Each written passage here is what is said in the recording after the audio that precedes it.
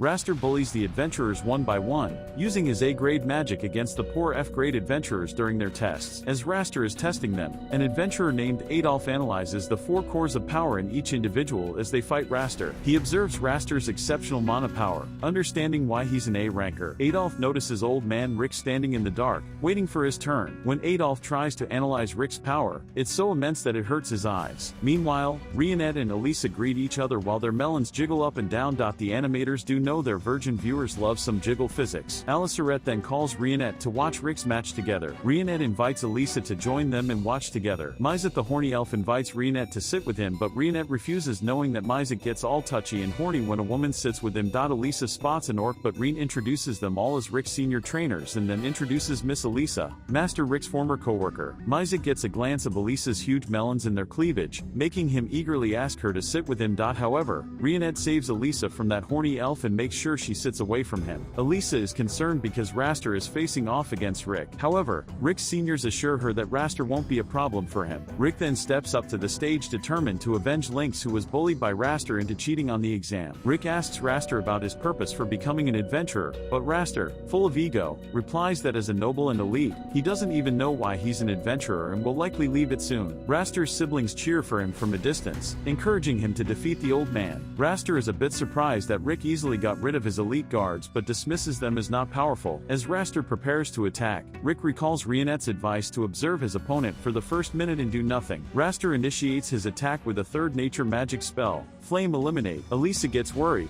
but the wise orc Bronson reassures her that such a small attack won't affect Rick at all. He explains to Elisa about the 4 cores of adventurer's power. Bronson elaborates that since mana capacity can be trained from childhood up to 20 years old, it wasn't possible for Rick. Instead, Rick was trained so intensely in other areas that his other stats compensate for his very low mana capacity. Raster then hits Rick with a 4th nature magic, Hurricane Cutter, but Rick remains unbothered. Bronson explains to Elisa that he trained Rick's strength, while Mizet, despite his apathy, was in charge of Rick's magic control, training him intensively for 2 years. Aliceret, being kawaii as usual, mentions that she used magic to play with Rick. The orc further explains that Rionette was responsible for training Rick's dexterity, which surprises Elisa, who thinks that Rionette is just a maid. Bronson clarifies that Rionette loves her outfit, hence the misconception. Bronson then reveals that Rick is unaware of his exceptional powers because the orc gaslighted him into thinking that he is even worse than an F-grade adventurer, reminding me of my ex who used to gaslight me. Raster, frustrated, hits Rick with another magic and tries to crush him with a boulder, but Rick easily breaks it into 2 pieces. Raster becomes increasingly angry at Rick's resilience, especially since Rick hasn't even counterattacked yet. Just then,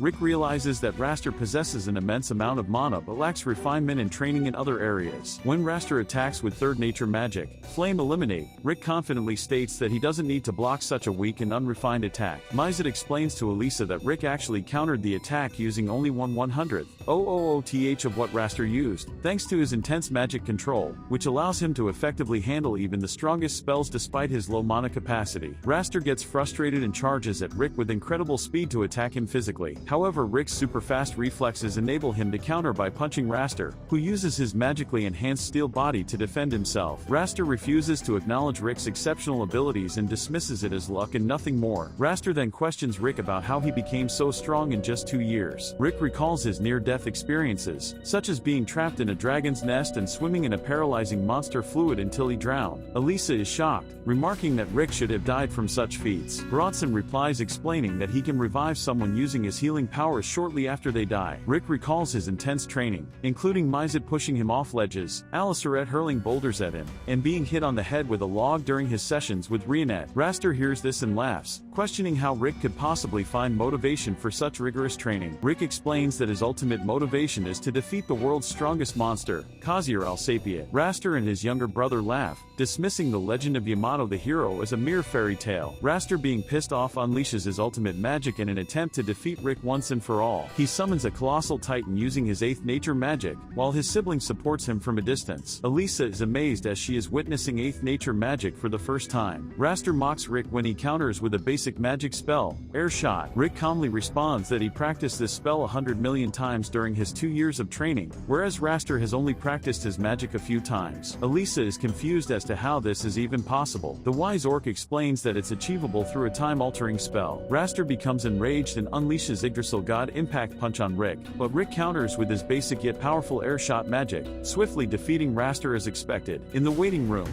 everyone congratulates Rick on his victory. Raster and his siblings then arrive, with Raster refusing to accept defeat and vowing to avenge himself in the next exam. However, Raster's sister, Angelica, recognizes Rick's strength and bows before him in respect. Meanwhile, Rick and Rionette wait calmly in the announcement room for the results. Rick appears composed, having realized something important. On the other hand, Rick's senior trainers and Elisa indulge in a feast. Rionette tells Rick that he looks really relaxed now, even though he was very tense earlier. Rick replies that he remembered something and then has a flashback of his childhood. Ever since he was a child, Rick dreamed of defeating the ultimate monster, Kaiser Alsapia. Despite his high ambitions, he came from a middle-class family. When he told his parents, they mocked him and told him to find a real job instead of becoming an adventurer. As Rick got older, a doctor discovered he had an inherent skill. Rick got excited and asked if it was the same power as Yamato's. The doctor said it might be and advised him to wait for it to activate, as it wouldn't activate through training. Rick waited patiently, and even his friends asked about his skill. He always replied that it would appear in time. As days turned into months and months into years, Rick ended up working as a receptionist for a guild called Tiger Road. His parents were very proud, seeing it as a stable and good job. His dream of becoming an adventurer seemed to be fading away. Despite training every day, Rick isn't able to activate his inherent skill. As a receptionist, he awards adventurers and assigns them quests based on their rank. One day, his adventurer friend Zide comes in, boasting that he has been promoted to be rank and can now support himself with his adventurer job. That night, while Rick was relaxing, he thinks about how Zide has moved up to be rank while he has been stuck in the same place doing the same job for 14 years. Suddenly, he hears a monster in the city and goes to check it out. He gets surprised to find a mid-rank monster. As Rick approaches, he sees a woman passing by with vegetables. It is Rionette. Rick rushes to protect her from the monster by standing in front of her. Rionette calmly steps aside and, with a quick slash, defeats the monster instantly. She thanks Rick for his concern, and Rick then asks if she was a B-rank adventurer. She replied no, and when he asked if she was an A rank, she revealed she was actually S rank. Rick then asks Rionette if it's possible for him to become an adventurer at 30 years old, despite having an inherent skill that hasn't been activated yet. She tells him it's unlikely because his mana capacity is almost zero, and it's too late for him to improve it. Rick laughs and says he wasn't expecting it to be possible. He then tells Rionette she's pretty and, as a gesture of kindness, invites her to dinner sometime. Bro sims for her and says this thinking he would get refused. To his surprise, Rionette agrees, saying she's free the next day. Rick is thrilled and can't contain his excitement the entire day. On his way to their dinner date, he hears screams about monsters, which makes him fall down on his knees and doubt his luck. He arrives to find Rionette fighting monsters as expected. Just then Rick witnesses the S-grade baddie he accidentally pulled, slashing the monsters in pieces.